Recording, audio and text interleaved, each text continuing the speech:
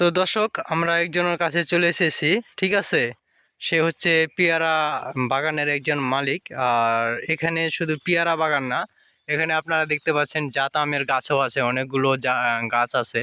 ঠিক আছে, তো এই গাছগুলো মূলত টেপ করা হয়েছে। তো কি টেপ করা হয়েছে এবং আসার বিষয়, সে কিভাবে তার বাগানটা পরিচালনা করে, আমরা আজকে তার মুখ থেকে শুনবো। ঠিক আছে, তো এটা তো আপনারই বাগান, তাই না? হ্যাঁ ভাই, এটা আমারই বাগান। তো এই যে পেয়ারা গাছগুলো আপনি যে লাগাইছেন, তো আসলে এগুলো কিভাবে আপনি পরিচালনা করেন? এভাবে পরিচালনা বলতে, যে জায়গাটা মানে বাগানের যে মাটিগুলো আছে, মাটিগুলা কিন্তু আমার না, এগুলো লিজ নিতে হয়। হুম। এই যে একটা 10 বছর কিংবা 15 বছর মেয়াদে লিজ নিতে হয়। লিজ নিয়ে আমি এই পেয়ারা গাছ মানে চারাগুলো নিয়ে রোপণ করেছি। তো গাছগুলো রোপণ করা মোটামুটি 1 বছর 3 মাস হইলো। তার মধ্যে একটু ফল আসছে। এবারটা আল্লাহর রহমতে ফল আমি বাজারে উঠাতে পারবো। অনেক পরিশ্রম।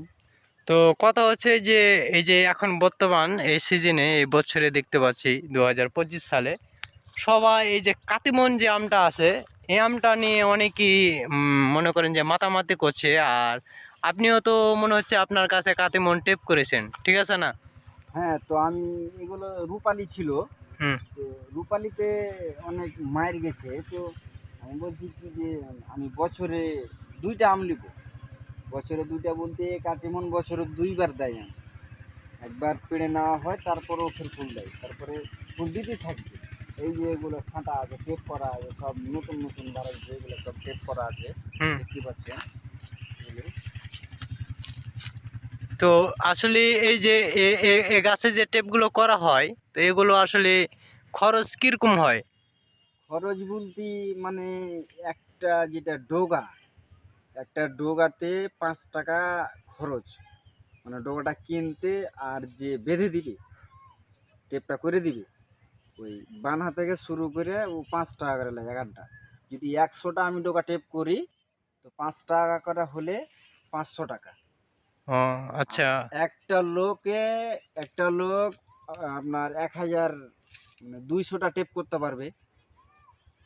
200টা টেপ করতে পারবে, তো মিনিমাম ওকে একটা লোককে 2000 টাকা দিতে হবে, 1000 টাকা দিতে হবে। তো এবছরে পেয়ারার যে পেয়ারা বাজার আর পেয়ারা বাগানের যে দাম, তো আপনার কি মনে হচ্ছে যে এবছরে লাভবান হতে পারবেন নাকি?